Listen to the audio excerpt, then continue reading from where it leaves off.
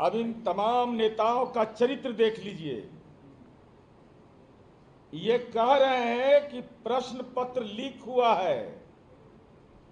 Coaching संचालक कह रहे हैं कि हमारे पास साक्ष्य है। एक ने तो इतना दुस्साहस करके कह दिया कि माननीय मुख्यमंत्री जी से हमारी बात हुई है, उन्होंने अपने प्रधान सचिव को निर्देशित कर दिया है।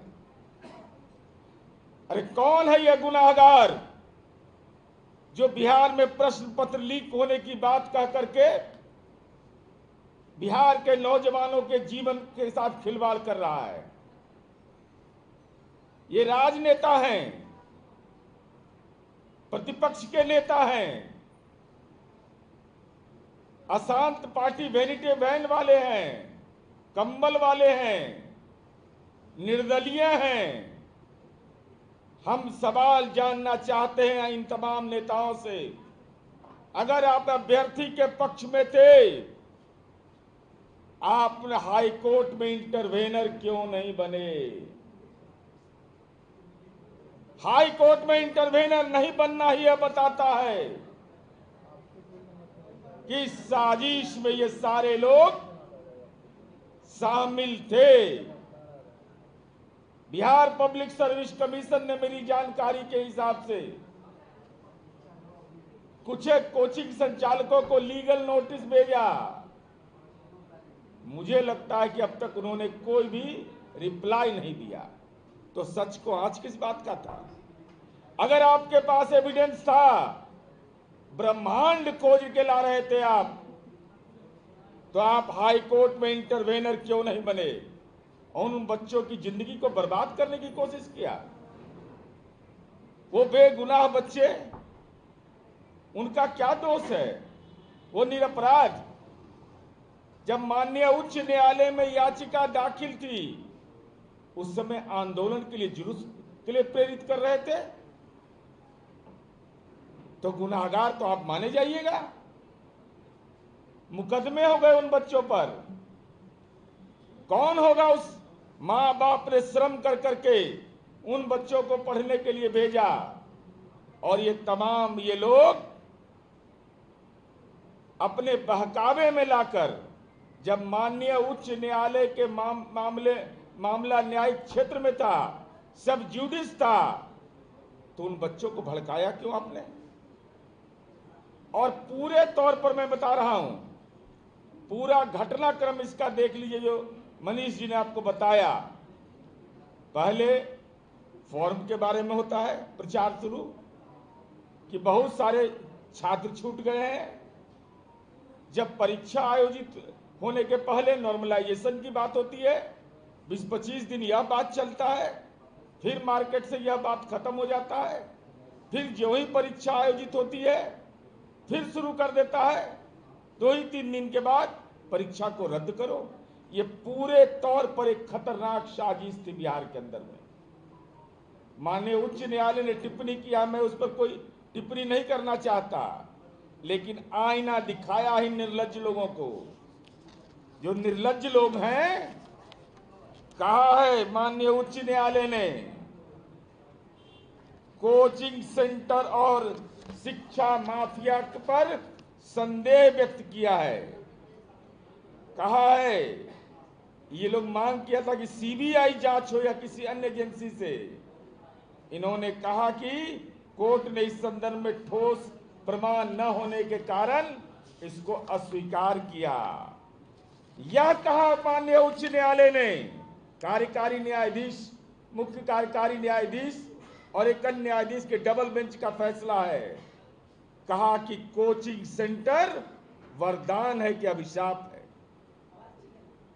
वरदान है कि अभिशाप है? जजमेंट में उन्होंने ये रिमार्क दिया, ऑब्जर्वेशन, और कहा कि शिक्षा का व्यवसायीकरण और नैतिकता की कमी, ये माननीय उच्च न्यायालय बोल रहा है। एक कोचिंग सेंटर वाला ही पड़ाका सब जो है उसके बारे में जो कह रहे थे, बच्चों को भड़का रहे थे, और कहा कि कोर्ट ने कोचिंग सेंटरों को अधिक जिम्मेदार बनने की सलाह दिया।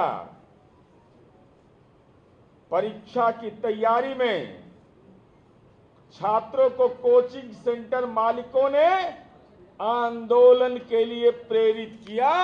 ये गुनाह आपके बारे में बताया कि आपने बच्चों के साथ ये गुनाह किया है।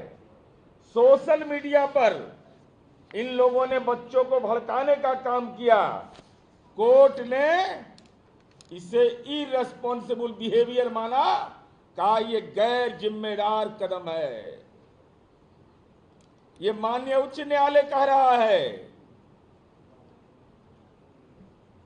आंदोलन को राजनीतिक समर्थन मिलने की संभावना व्यक्त किया। कोर्ट ने कहा कि परीक्षा के सामान्यीकरण के बजाय छात्रों को आंदोलन में शामिल किया गया।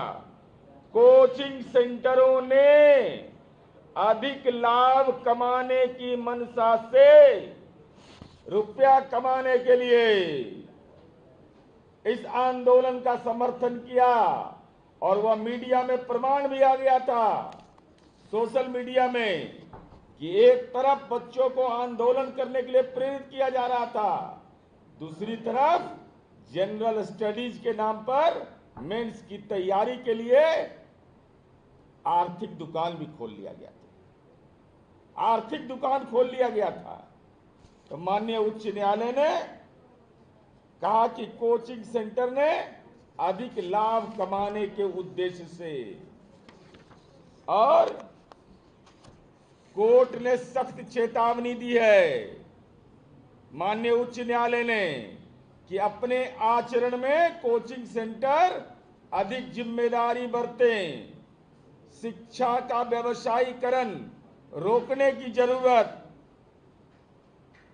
70वीं बीपीएससी पीटी परीक्षा को दोबारा कराने की मांग को अस्वीकार कर दिया। छात्रों से अनुरोध किया माननीय उच्च न्यायालय ने कि आप आंदोलन से दूर रहकर अपनी तैयारी पर ध्यान दीजिए। भ्रांति फैलाकर परीक्षा को रद्द करने का प्रयास किया गया, कराने का। कोचिंग सेंटरों की व्यावसायिक मंशा छात्रों के हित पर हावी हो गया।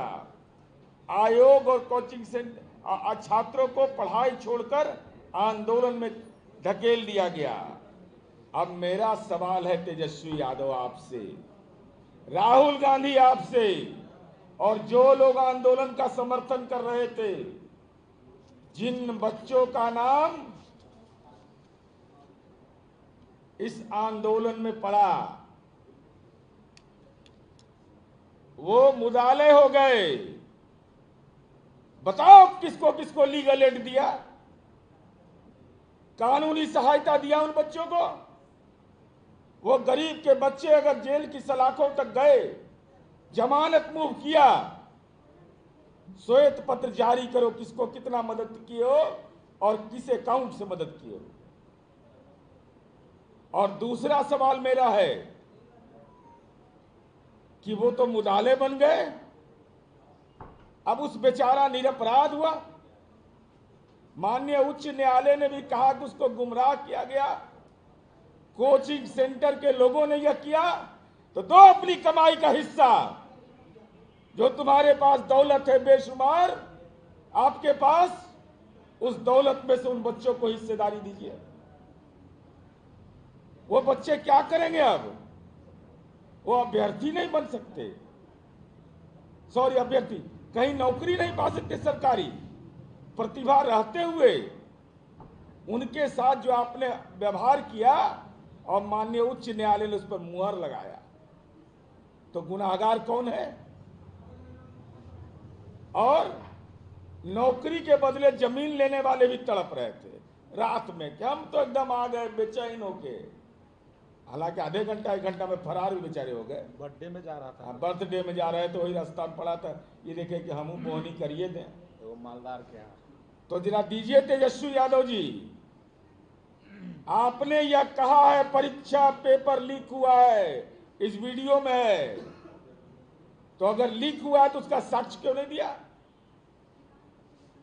आप हाई कोर्ट में इंटरवेनर क्यों नहीं बने? जमानत के लिए कोर्ट जाइएगा, इन बच्चों के भविष्य के लिए नहीं जाइएगा। आई कोचिंग संचालक साहब क्यों नहीं हाई कोर्ट में हस्तक्षेप किया? इंटरवेनर क्यों नहीं बने? अपनी संस्था के माध्यम से क्यों नहीं बने? हम ये जानना चाहते हैं आपसे।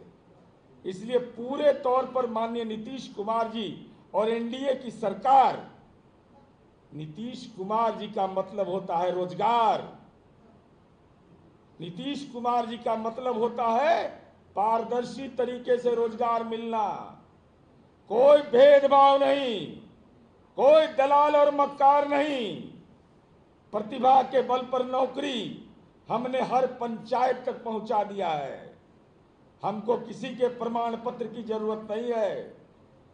हर जगह हाई स्कूल अगर हमने खोला है तो हाई स्कूल अगर खोले तो शिक्षक बहाल किए। आज चौक चौराहे पर बेटी मिल रही है, ये नीतीश कुमार जी का राज है। और कहा गया कि नौकरी बिकता है, करोड़ों का सौदा हो गया है, अधिकारी नेता इन लोगों ने बंटवारा कर लिया है। अरे कलेजा में दम का नाम बताओ, फर्जी आरोप लगा रहे थे। हम लोग प्रतीक्षा में थे कि माननीय उच्च न्यायालय का फैसला आ जाए, जो भी फैसला आएगा उसके बाद अपनी प्रतिक्रिया देंगे।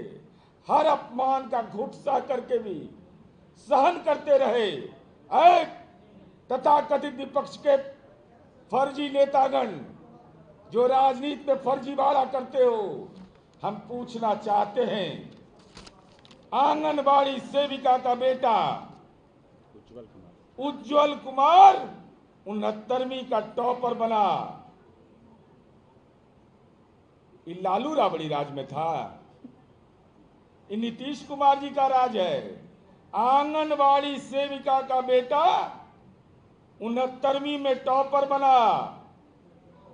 जिसको मर्जी है जहां मन करे उनके मोबाइल पर फोन करके पूछ लो। उसकी उसके मां से पूछ लीजिए, उसके परिजन से पूछ लीजिए। कोई माई का लाल इस बिहार में बता नहीं सकता है कि नौकरी बिकती है। नौकरी बेचने का आपका संस्कार रहा है। अरे तो वर्ल्ड रिकॉर्ड न है जी। एक परिवार का आदमी विधानमंडल में 15 से 20 की संख्या में नौकरी किया।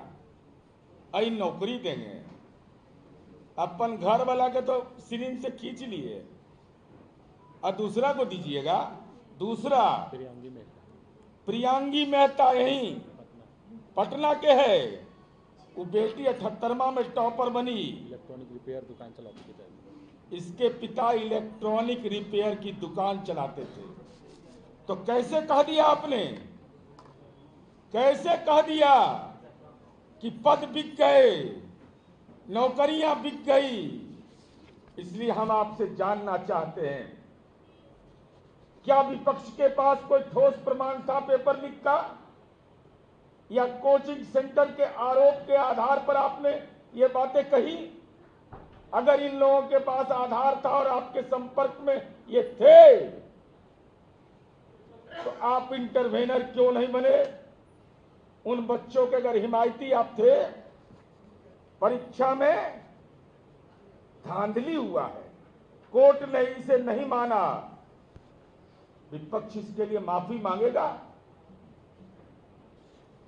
छात्रों को पढ़ाई छोड़ करके आंदोलन में धकेलने के पीछे तेजस्वी यादव, राहुल गांधी, आपका क्या नजरिया था, यह स्पष्ट करिए।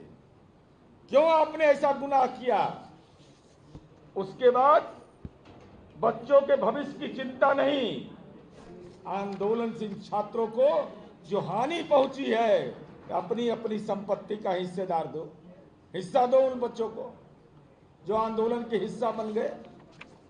उनको लीगल एड क्यों नहीं दिया, या बताइए। और अगर कोचिंग सेंटर की भूमिका संदिग्ध थी तो विपक्ष ने कभी उस पर सवाल क्यों नहीं उठाया? क्या विपक्ष कोचिंग संचालकों से जुड़ा हुआ है, भड़काने में जुड़ा हुआ था?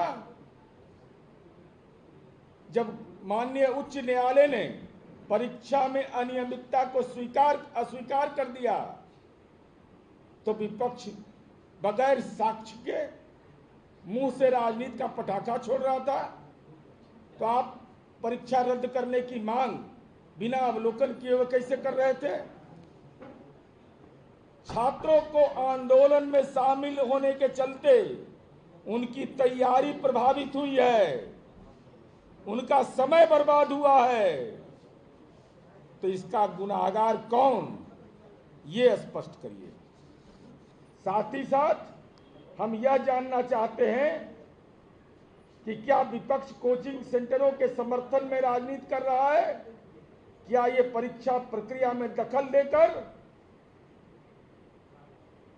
समाज में भ्रम का वातावरण पैदा कर रहे हैं? और विपक्ष सिर्फ राजनीति के लिए छात्रों का इस्तेमाल कर रहा था, अब मुंह में लौंग रख लिए हैं, इलायची। बोलिए, माननीय उच्च न्यायालय ने जो कोचिंग संचालकों की भूमिका पर सवाल खड़ा किया है, उस पर विपक्ष की राजनीतिक पार्टियों का नजरिया क्या है? हम न्यायालय के फैसले पर उनसे प्रतिक्रिया नहीं मांग रहे, लेकिन माननीय उच्च न्यायालय ने कोचिंग के बारे में गैर जिम्मेदाराना रवैया, इरेस्पॉन्सिबल बिहेवियर, उनको लीगल एड नहीं दिया जाना, इंटरवेनर नहीं बनना, यह बताता है कि कोचिंग संचालकों के जो खतरनाक मंशा थी, उसकी मुट्ठी में विपक्ष कैद हो गया था। अब हम आपसे यही जानना हम छात्रों से अनुरोध करेंगे, इन लोगों के बहकावे में मत आइए। नीतीश कुमार जी हैं तो रोजगार मुमकिन है, नीतीश कुमार जी हैं तो बगैर जमीन लिखे नौकरी मुमकिन है, नीतीश कुमार जी हैं तो बेटियों को सड़क और चौराहे पर पुलिस बल में उसकी नियुक्ति मुमकिन है, नीतीश कुमार जी हैं तो आंगनबाड़ी सेविका का बेटा टॉपर बन सकता है, नीतीश कुमार जी हैं तो इलेक्ट्रॉनिक रिपेयर शॉप चलाने वाले पिता की बेटी प्रियांगी मेहता टॉपर बन सकती है। इसलिए पढ़िए, पढ़िए, पढ़िए। धन्यवाद।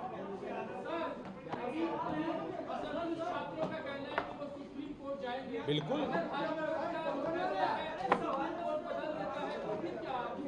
अरे ये तो बीपीएससी ने तय करेगा। हमारा सवाल इन कोचिंग संचालकों से है कि जिन छात्रों को, अभ्यर्थियों को आप याचिका करता अपने नहीं बने, जब मामला माननीय उच्च न्यायालय में था तो जुलूस निकलवा के और उनका नाम आ गया, तो उसका गुनाहगार कौन होगा? उसके गुनाहगार तो आप हैं। बाकी तो माननीय न्यायालय के क्षेत्र में, हर लोकतंत्र में हर व्यक्ति को अधिकार है। यही तो एक कोचिंग में संविधान नहीं पढ़ाया जाता है। अगर पढ़ाया जाता तो सब जुडिस मामले में लोग सड़कों पर बच्चों को निकालते। सर, आपने विपक्ष की बात कही है, विपक्ष भी फिर से परीक्षा कराए जाने की मांग कर रहे थे। चिराग पासवान ने अनियमितता की बात की परीक्षा में और दोबारा परीक्षा होनी चाहिए, ऐसा बयान उन्होंने दिया था। अब इस संबंध में माननीय उच्च न्यायालय ने CWJC 752/2025 में के न्यायिक फैसले में दूध का दूध और पानी का पानी कर दिया। मूल जिम्मेदारी कोचिंग संचालकों पर थोपा है। हाईकोर्ट ने कहा गैर जिम्मेदाराना ये थे। जरा इन नेताजी सबसे पूछिए कि एविडेंस था तो काहे नहीं हाईकोर्ट में इंटरवेनर बने? पटना के शिक्षक तो आप ही से उनके यहाँ से बोहनी हुआ है।